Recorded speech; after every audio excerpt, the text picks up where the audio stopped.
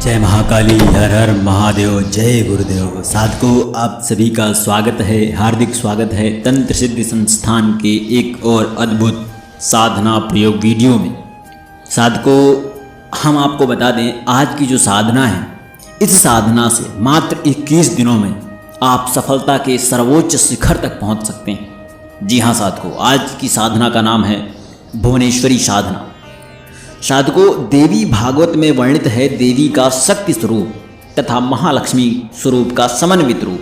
हेम बीज भुवनेश्वरी साधना का अर्थ है साधक समस्त प्रकार की भौतिक संपदाओं को प्राप्त करता हुआ साधना के उस उच्चतम सोपान को प्राप्त करे जहां साधक काल पुरुष बन जाता है। भगवती भुवनेश्वरी को अनेक स्वरूपों में संबोधित किया गया है। प्रत्येक स्वरूप साधक के लिए नवीन चिंतन युक्त है। विश्वोत्पत्ति के पश्चात जब वह शक्ति त्रिभुवन का संचालन करती है तो उसे भुवनेश्वरी के रूप में संबोधित किया गया है। गुरु और शिष्य का संबंध विश्वास युक्त है, प्रेम युक्त है, समर्पण युक्त है।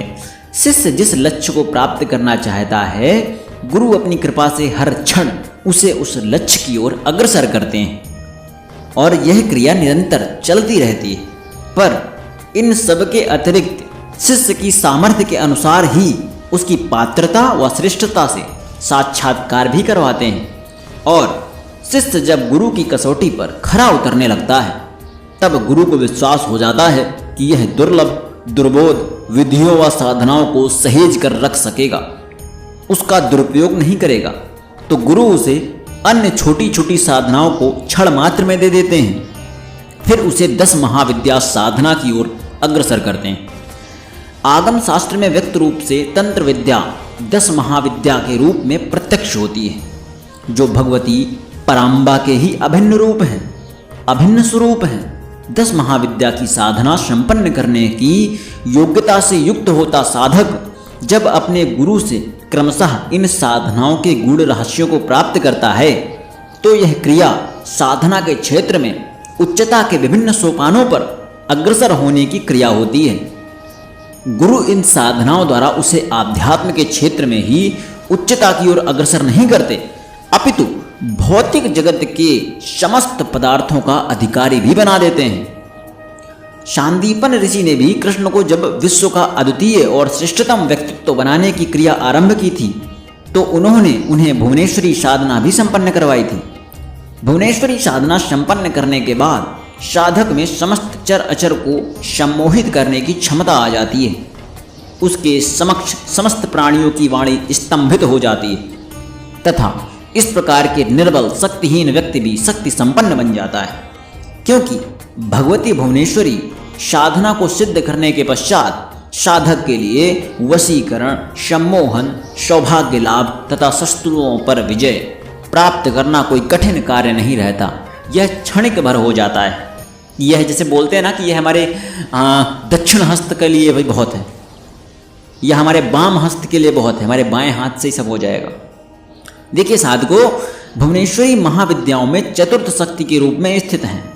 भुवनेश्वरी के बीज मंत्र में भगवती का स्वरूप निरंतर विद्यमान रहता है और ऐसा कहा गया है। दक्षिणामूर्ति संहिता के अनुसार भगवती भुवनेश्वरी के बीज मंत्र में आकाश बीज हकार में कैलाश आदि समाहित है, वही बीज रेफ में पृथ्वी समाहित है तथा इंकार अनंत रूप में पाताल में स्थित हो समस्त भूमंडल को समाहित किए हुए है।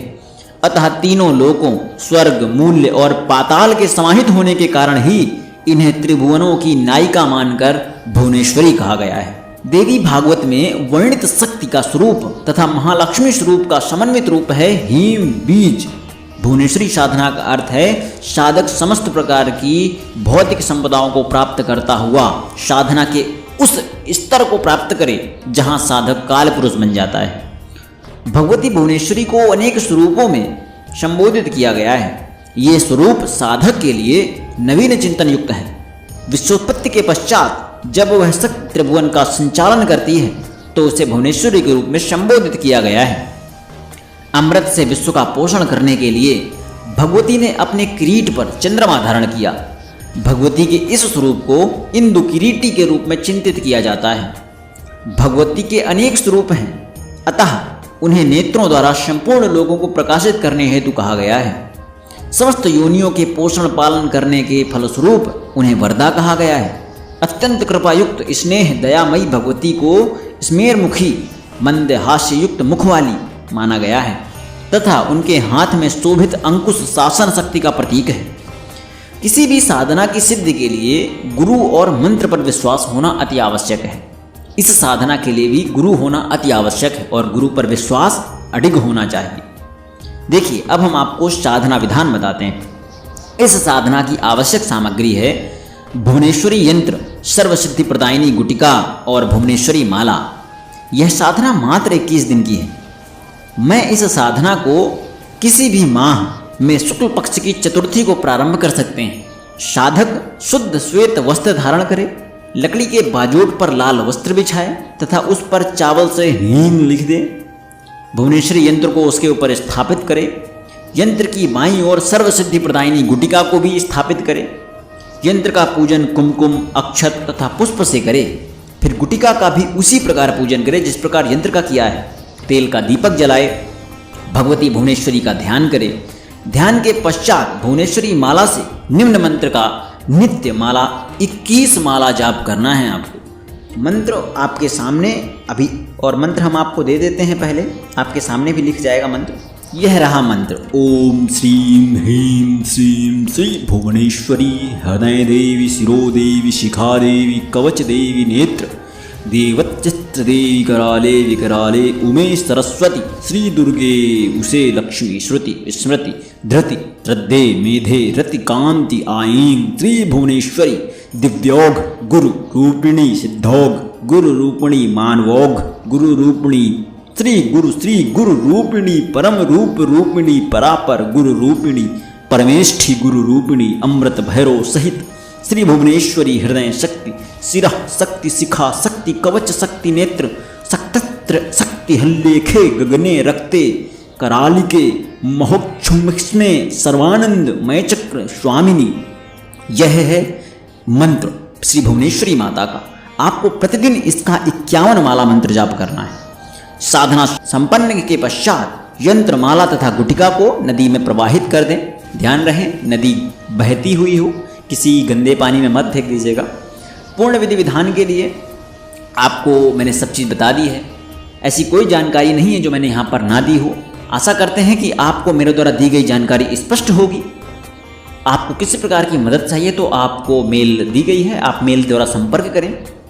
आप कमेंट कर भी अपनी समस्या का समाधान पा सकते हैं। आशा करता हूँ कि आपको सब कुछ स्पष्ट होगा। मुझे आज्ञा दीजिए। जय महाकाली, हर हर महादेव, जय गुरुदेव।